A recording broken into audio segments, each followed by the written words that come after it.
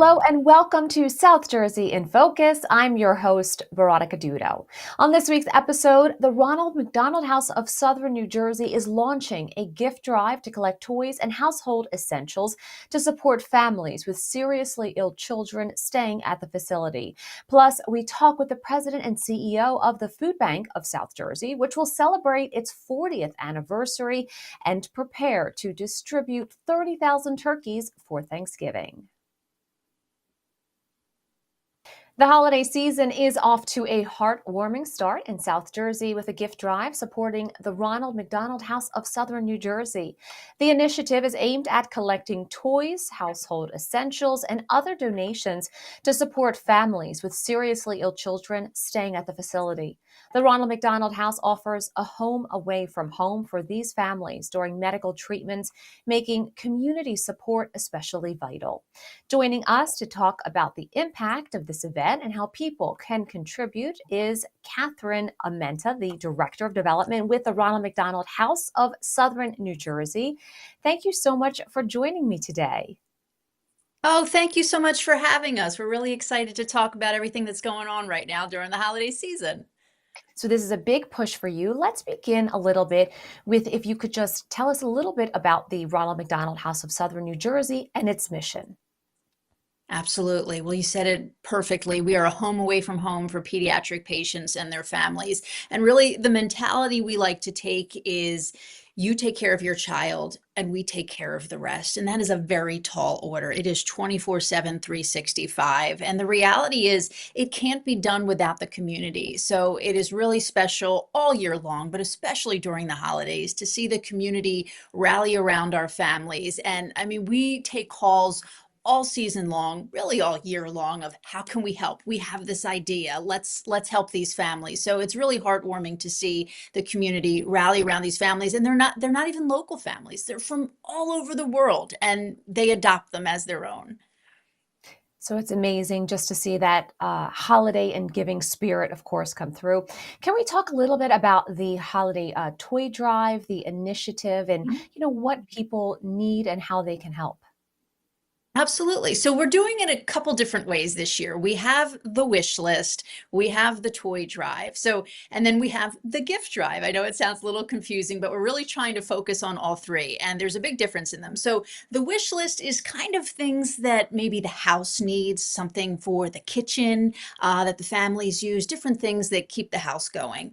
And then there's toys included in that too, and that's for the little ones. But I think sometimes a lot of people forget that while we do have a lot of children here, we also have a lot of teenagers. So that's where we came up with the gift drive this year to really focus on things that teens like these days. The different kinds of AirPods, the different kinds of thermal cups, the Stanleys, the Yetis, all those different things.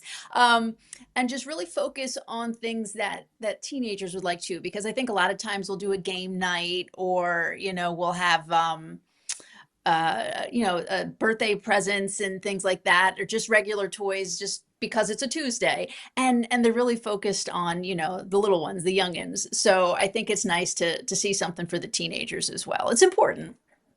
So for people who may not understand how everything works, how does the gift drive directly impact the family staying at the Ronald McDonald House?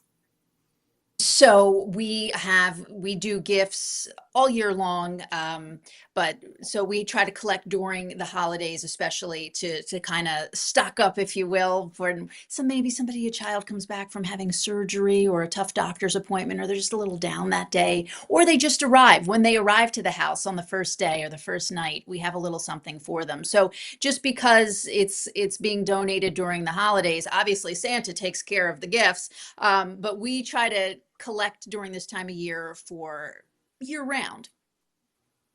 How can people in the community participate or contribute to the gift drive?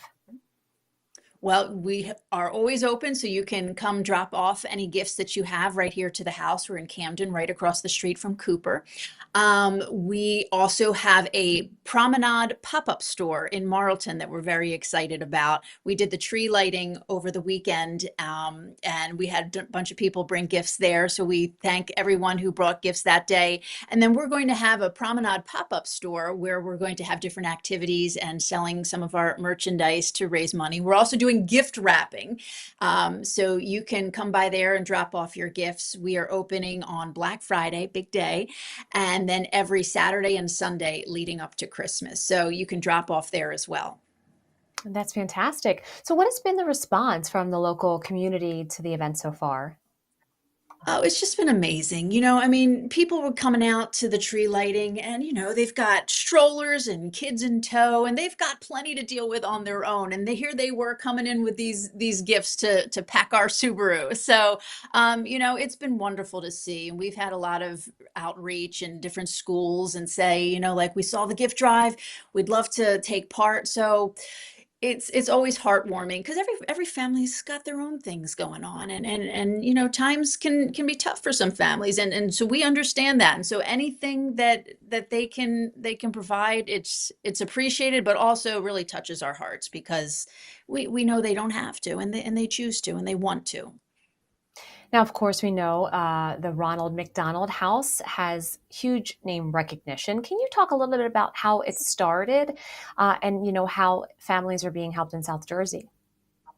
Absolutely. So it started in Philadelphia, right across the bridge here, and it started in the 70s. And so it was Fred Hill. He was a player on the Eagles, and unfortunately, his 3-year-old daughter was diagnosed with leukemia. And he was sitting there night after night in the waiting room, sleeping on those uncomfortable chairs, and he was seeing other families doing the same thing. I mean, their world is crumbling around them, and they're trying to sleep on an uncomfortable chair. So he went back to the Eagles and he said, something's got to change here. This isn't okay.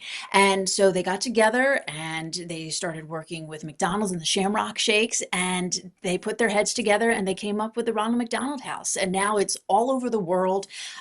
We were just traveling the region a couple weeks ago, looking at all the different houses to see how they do things. And it's just inspiring to see so many of these homes opening up around the country and around the world, making differences in people's lives. Somebody said that we had a family from Peru not too long ago.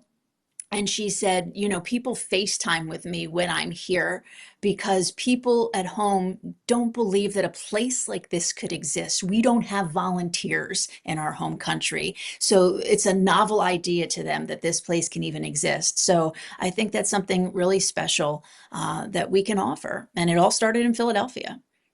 A really great story that has ignited so much help around the world. Just looking at all of those families, I'm sure there's a lot of stories, but do you have any that you'd like to share that are maybe memorable of some families who've been helped by the Ronald McDonald House? Sure.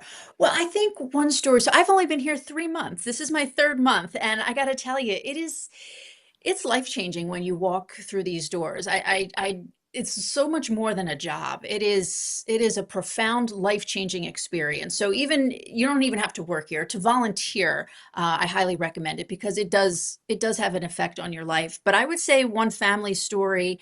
A little boy, he's been coming here his whole life, and he came here in a wheelchair, and then he had surgeries, and he left, or then he was on crutches, and then he was on a cane, and then not too long ago, he walked out of here like any other child, and it shows the impact that this place has. It allowed him a place to stay for free, his whole family for years. Um, and he walked out of here just like anybody else. Miracles happen here every day, and it's inspiring to be a part of. We just had a mom the other day who sent me a video, and she said, look at my son, he's walking. He was never supposed to walk. This wasn't even supposed to be on the bingo card. And he was walking. It's amazing.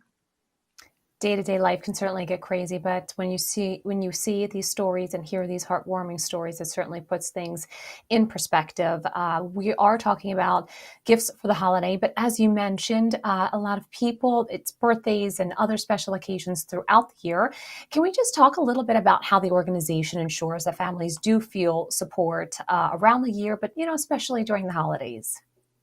Sure. Well, to the point on the birthdays, we had a family come not too long ago who, they got a devastating, diagnosis, and they had to come stay here, and it was obviously an awful time for the family. And we had found out that the child's birthday was the next day, so we rallied the troops and we had a birthday party for that child when they arrived, and so we really tried to make this a community and make them feel at home. We had one mother who said that when she found out about the Ronald McDonald House, she was in tears on the bus. And another mother asked her, what's the matter? She goes, I don't want to go to a homeless shelter. And they said, no, no, no, this place will become your home. It's okay. They take care of you there.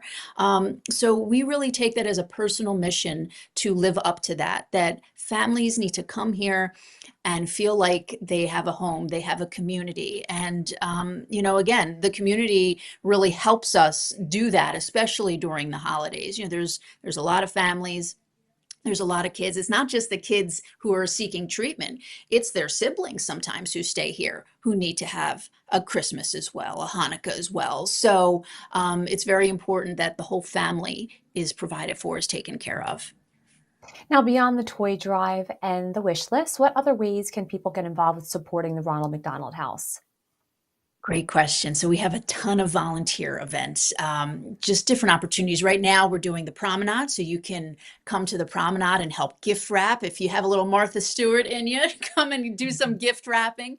And then year round, we do game nights. Game nights I highly recommend because they are inspiring to see. So really what it is if you plan a bingo night or a different kind of game night where the families can all kind of be in teams, and that's when it gets really good, when they're in teams. And then you go to like Five Below and you buy a bunch of gifts, little things, little trinkets, and then they have the giveaways if you win the contest. So those I highly recommend, to see the families come in from their doctor's appointments all day and then have a dinner and then play this game night. You just see them light up. And that's amazing to see, especially when you know what their day held. And speaking of the meals, you can also come in and donate to cook a meal. Sometimes we have companies like Subaru come in and prepare a meal for everybody. It's 6 to 8 people. There's all the instructions are online when you sign up. And that's also pretty cool as well to see.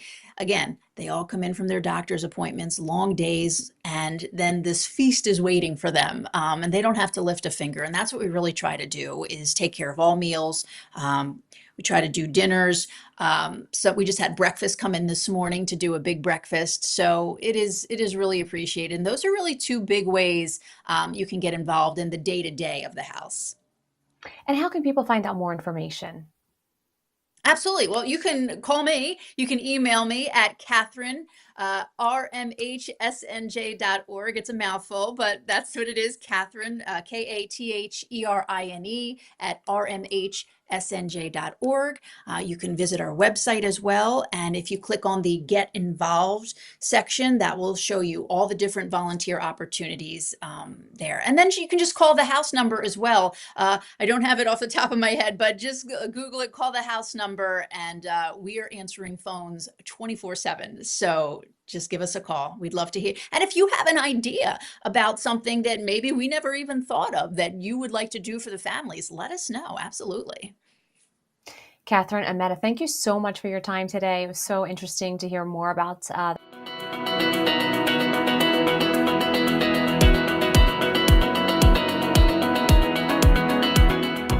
the Food Bank of South Jersey has long been a lifeline for residents facing food insecurity, offering vital resources and nourishment to families in need. Their mission focuses on providing immediate hunger relief and addressing the broader issue of food access throughout the region. With a combination of food distribution, education, and community programs, the organization is working to combat hunger one meal at a time. Joining us today is Fred Wasiak, the president and CEO of the Food Bank of South Jersey. Hi, Fred. Thank you so much for joining the show. My pleasure. Thank you, Veronica, for having me on behalf of the Food Bank. So, first, can you tell us a little bit more about the mission of the Food Bank of South Jersey and how it serves the community? Yes, the Food Bank of South Jersey, we're going into our 40th year, 2025, and we serve 4 counties, and that is Burlington, Camden, Gloucester, Salem counties. And we're in 58 communities working with 200 to 300 different partners.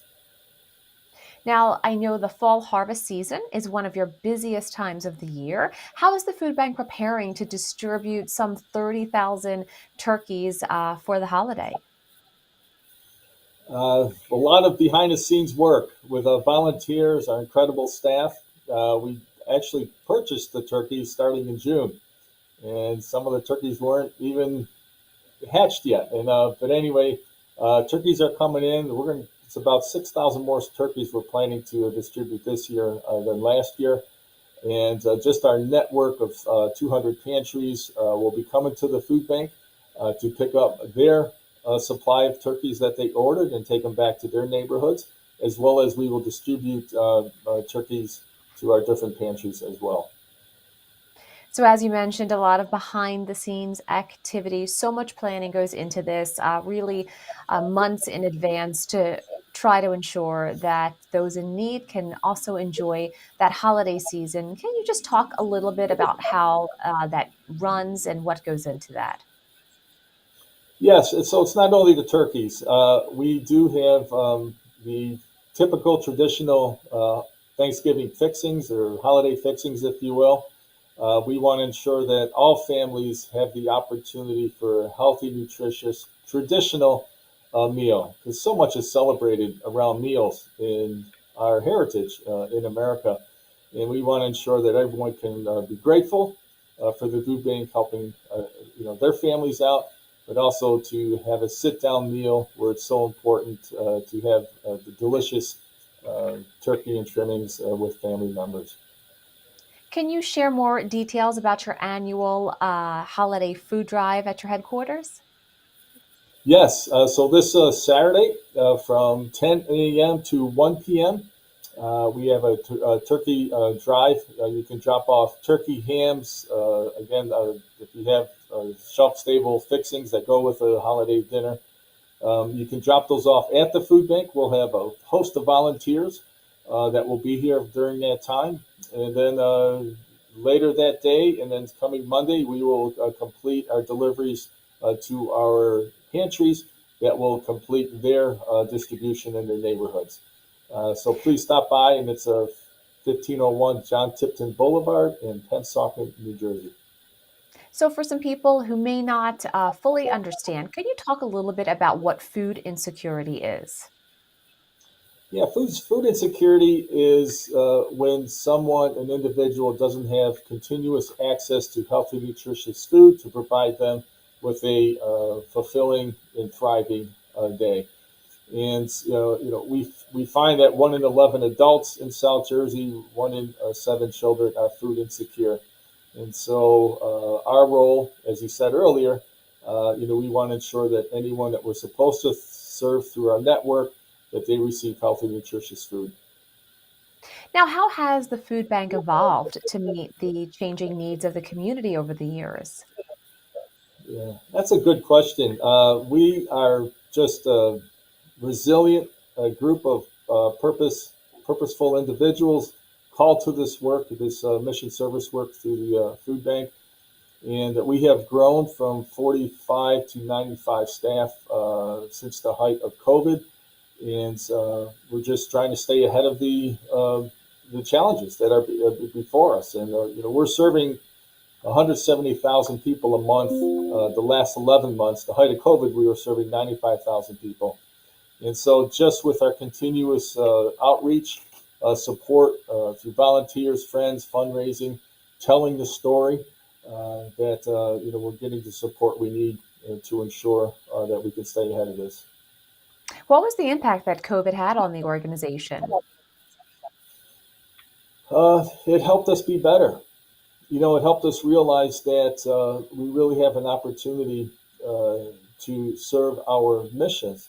We had the government shutdown the year before COVID, and we thought that was, and it was. But once the pandemic came, we realized what an opportunity to serve our mission. And we're better than we were 4 years ago. We're better than we were 3 years ago. So it's just a group of board members, staff, volunteers that really have jumped on board with our mission. becoming an essential nonprofit organization during that time, and still. So it's helped us evolve just to be better, more stewards to our mission and the funding that comes with it. What programs and services does the food bank offer beyond food distribution? We have our summer meals program, where again children that are out of school do not have the healthy, nutritious meals. So we've expanded our summer meals program. We've also expanded our seniors program. So many seniors have fixed incomes, and so we have supplemental. We serve over 1,200 seniors a month. We have our Kids Thrive 365 that we want to ensure that our children, working with community partners, school districts, that children have healthy, nutritious food, not just during snack time, during school, but also kids pack programs. So there's healthy meals children can take home for the weekend, and again through our summer meals. And then through our nutrition education program, we teach nutrition education to our 200 plus pantry partners. We also have a division that teaches nutrition education to community groups, youth centers, senior centers, and so forth. So there's a lot going on here, more beyond food, but all of it is to help people have sustainable, healthy lives. How does the organization work with local partners, volunteers, and donors to maximize its impact? Yeah, great question. It's all about relationships. And when we can touch the heartstring of someone that is a person in need, well, we have found that many of our neighbors that needed food at some point in their life have come back to be volunteers. They want to give back. We also have strong partners where we align our mission, our values with whether it's foundations or corporations to help serve the community, enhance the community. And so we cannot do it alone. And then again, through our personal giving of funders, 93 cents of every dollar goes to our mission. And individuals really know that then their donation to us, which $1 equates to 2 meals, our friends and funders and donors understand that we really are intentional in serving our mission through the funding that we receive. Now, you've talked about 40 years that the food bank has been helping so many Yes. people. Are there any particular success stories that illustrate the food bank's impact on the community? Oh, 175,000 people a month is a success story. Every individual has its own story, and from an individual standpoint, if we know that who we were supposed to feed that day during that week through a pantry, that they have healthy, nutritious food, we have done our job. We have much work to be done.